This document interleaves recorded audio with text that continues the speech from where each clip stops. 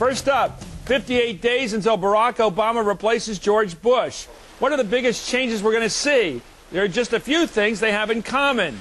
Like Bush, Obama is a confident guy. And like Bush, he's determined to get his agenda done. But that's about as far as the similarities go. There are four key areas of difference. First, their worldview. While President Bush vowed to spread democracy around the world, Obama has taken a different approach. We're not going to secure the American people and promote American values with empty bluster. Second difference, their sense of unity. Listen to how President Bush described his leadership style back in 2002. I don't take cues from anybody. I just do what I think is right. Just the way I lead. And here's Obama on election night 3 weeks ago. Let's resist the temptation to fall back on the same partisanship and pettiness and immaturity that has poisoned our politics for so long. Third difference, their view of government.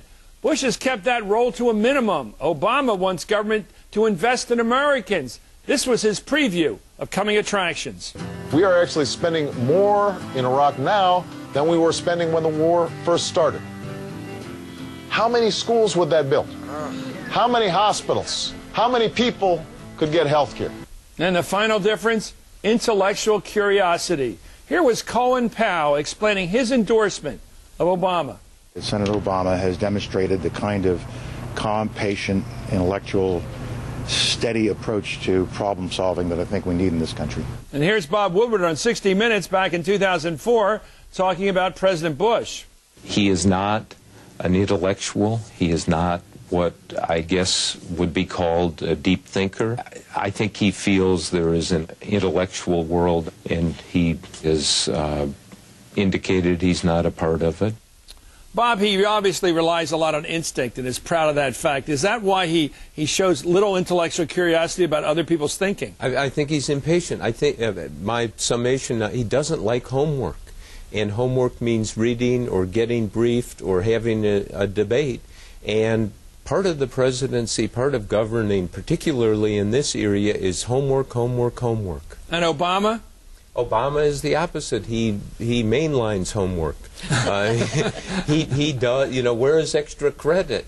And now he's got to make some decisions, and you can't be, you know, somebody like Bill Clinton was at times, where you just sit and decide, undecide, redecide, and then finally decide. So curiosity and discipline together for Obama. Is that why people like yourself, well-educated, four-year college people at least, really went for the guy, the people in the burbs? Well, I think there's an appreciation of his intellectual curiosity. I think there's an appreciation of the fact that he reaches out, that this is somebody who doesn't just trust his gut, which is, I think, what George W. Bush has always done. Sure, Obama has a gut, but he also understands that he's kind of the new kid on the block, and there are lots of people with a lot more experience in different areas, and he needs to talk to them, which is what he's doing. David, what do you see coming?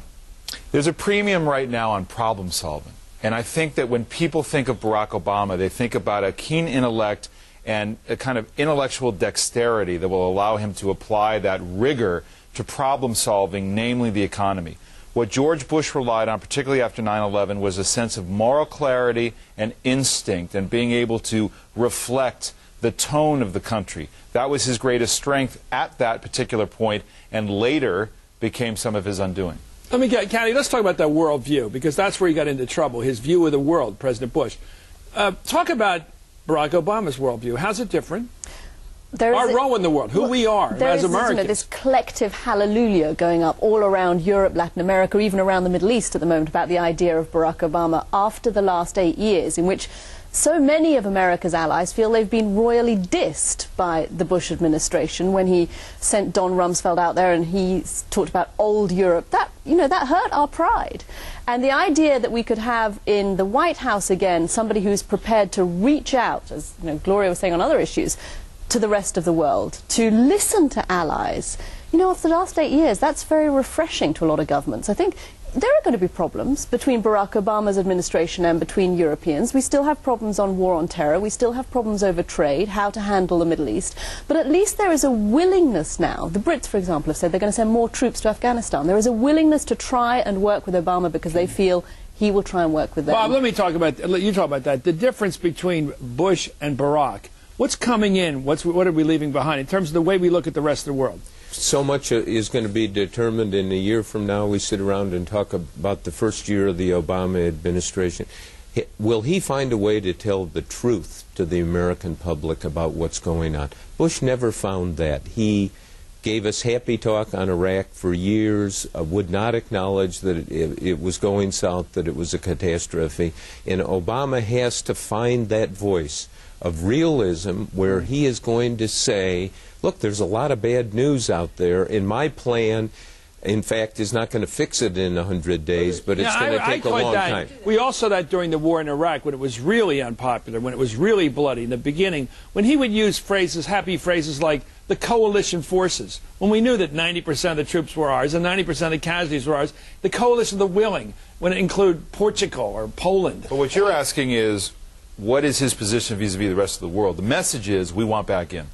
Okay. We want to be together again. Is that Obama's message? That's Obama's message. We want back in. I think that campaigns and new presidencies are contrasts. And the big contrast here with the past 8 years is to say there's a different vision of foreign policy, more inclusive, more realistic, more alliances, more of a sense of connectivity than we've had. Yeah. You know, but let's also remember, we're also 7 years away from 9/11. You know, so Bush was defined very definitely by that period, which would have defined any president in a way to stake out. I agree with that. So now we have a little more freedom. Claire, I want to move on.